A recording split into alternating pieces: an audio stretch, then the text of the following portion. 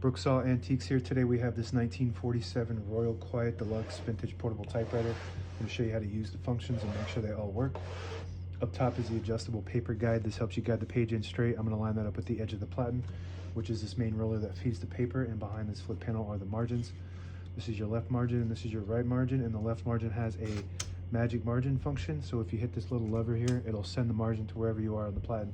And if you want to move it towards the edge, you hold the magic margin and push the carriage at the same time, and it'll send it to however far you want to go on the edge. I'm going to put that pretty close to the end, and later models will have one on each side. This is the paper bale that sits on top and holds the page down. It's got two adjustable rollers.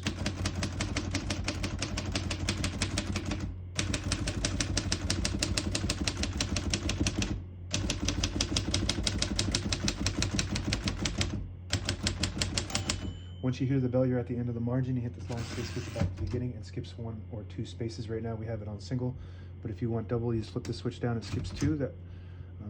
That works good. We're going to keep that on single for now and finish typing. As you can see, all the keys type nice and none of them skip or stick. I'll type a sentence on the next line in red.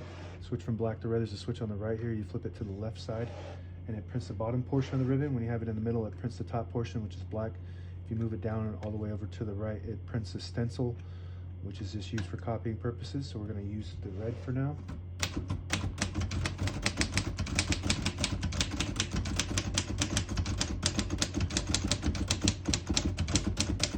Beautiful typing machine, very popular model. This model was used by Ernest Hemingway and claimed to be his favorite typewriter. I don't know what year he had, but I just understand that this is the exact model that he used. This was the first model of the Quiet Deluxe, and then they kept making them in different shells, different shapes and designs. To pull the page out easy, there's a switch on the right here. You flip it forward and it unlocks the rollers underneath the platen, allowing you to pull the page out easy or load thicker paper like carbon copy or cardstock. Make sure you flip that back before you load the next page, or else it won't load correctly. We're going to put the color back in the middle, and got a shift on each side and a shift lock on the left. To clear that, just hit the shift button again. Backspace on the top left works good. In the middle is your touch controls. We'll open the hood. It says touch control here from negative to positive. The farther right you go, the more tension there is when you hit the keys. They respond faster, but you do have to hit them harder for them to print. The lower you go, you don't have to hit the keys as hard, but they don't respond as fast.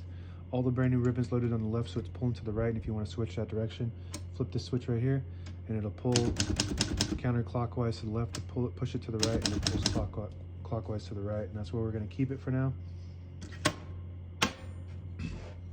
Tab on the right side, it's got a manual tab, so it's going to stop at those set right here.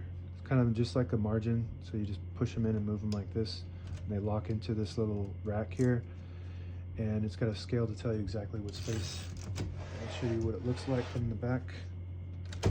It just stops at each one of those. That works good. Margin release on the right side. You get to the end of the margin, it blocks you from typing, and if you hit that margin release, it'll allow you to go all the way to the end. That works good. Carriage release on each side, very smooth.